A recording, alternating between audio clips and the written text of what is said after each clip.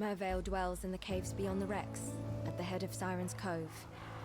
Leave her be, and we can only hope that she continues to return the favor. Take care.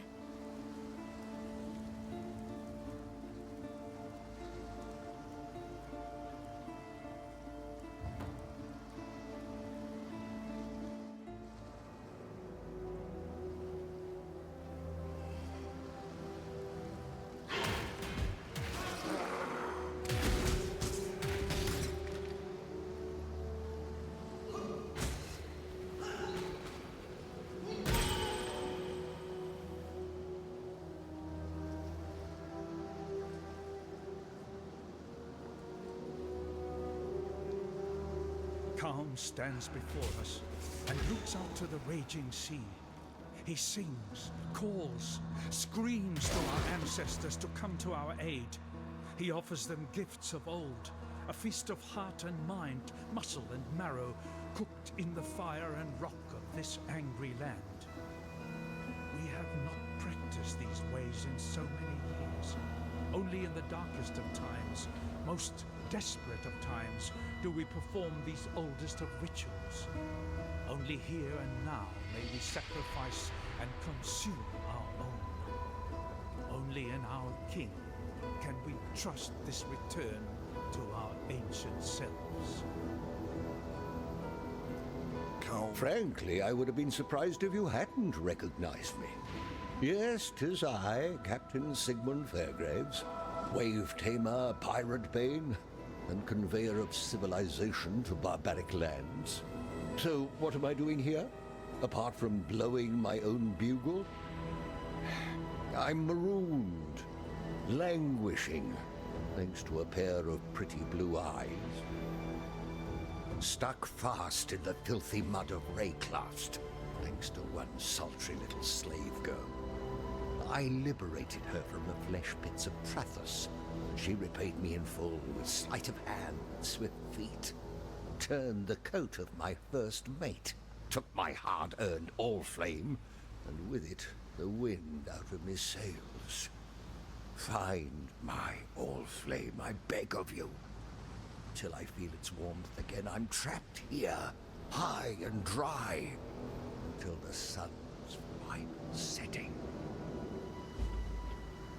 I hunted the vagaries of a near-forgotten myth to a shattered cathedral in the Inner Empire.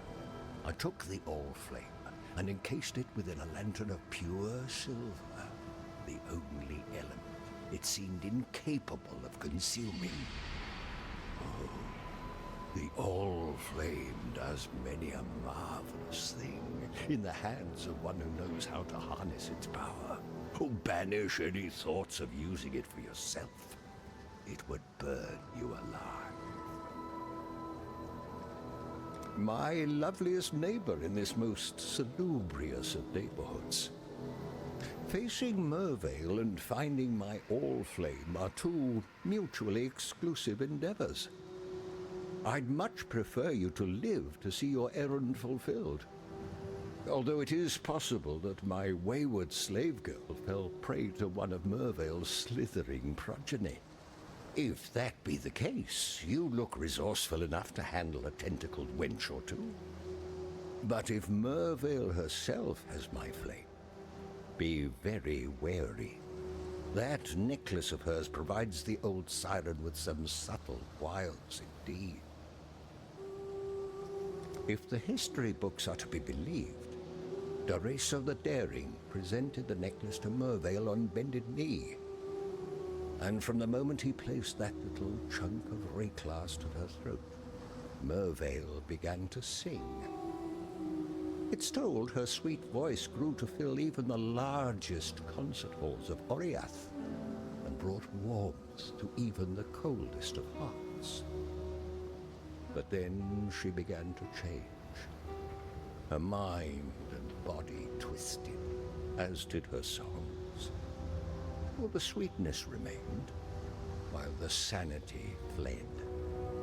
Knowing what little I do about the powers that lie dormant here in Rayclast, I'd surmise that if you have Mervale's necklace, you have the siren's voice. May fair winds favor you.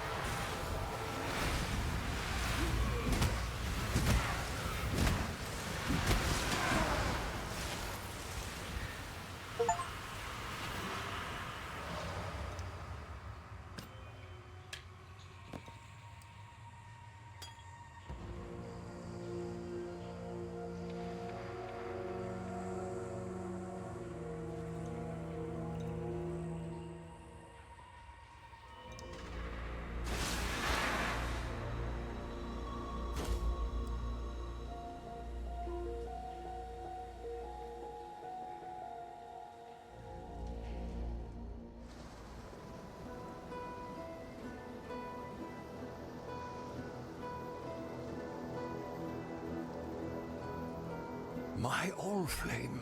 My blessed, damned Allflame. Oh, you want your moment of firelight now, do you? Unfortunately, necessity is what it is, and for the Allflame to give life, it must first be kindled with life. And since suitable kindling is in short supply around these parts, I have little option but to make do with what I have. Namely, you. Please understand that as a gentleman of honor, it pains me greatly to do this. Hard times call for hard hearts. I'm sure were the circumstances reversed, you'll do precisely the same.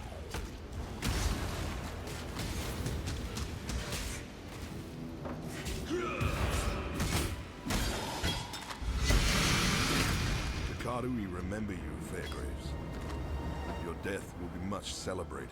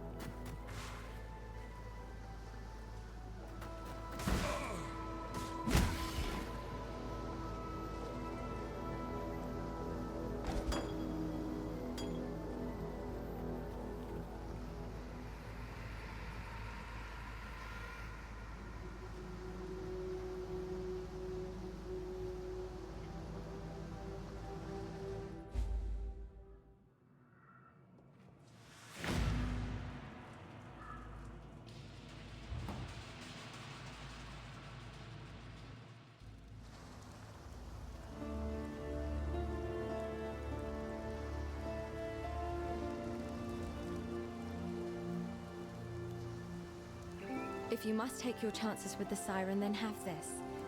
It may be of some help. But please, know that you don't have to do this. Tarkley and I are getting used to having you around.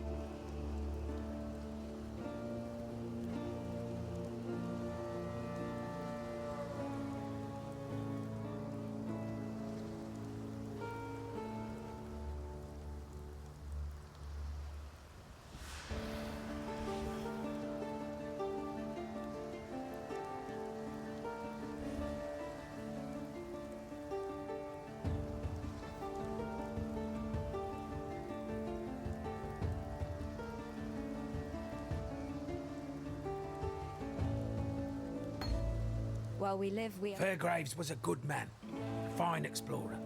He opened the door to many a new world, for better or for worse, usually for worse when it came to the natives. There's some peace in the knowledge that he now rests where he should. Let's not speak of Fairgraves again, shall we? He was an inspiration to many. 'Twould be a shame to spoil a good hero.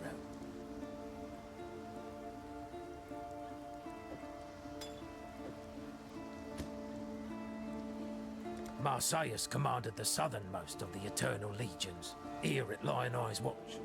Why was he called Lion Eye? Crazy fool had his left eye taken out and a golden-hued gem put in its place.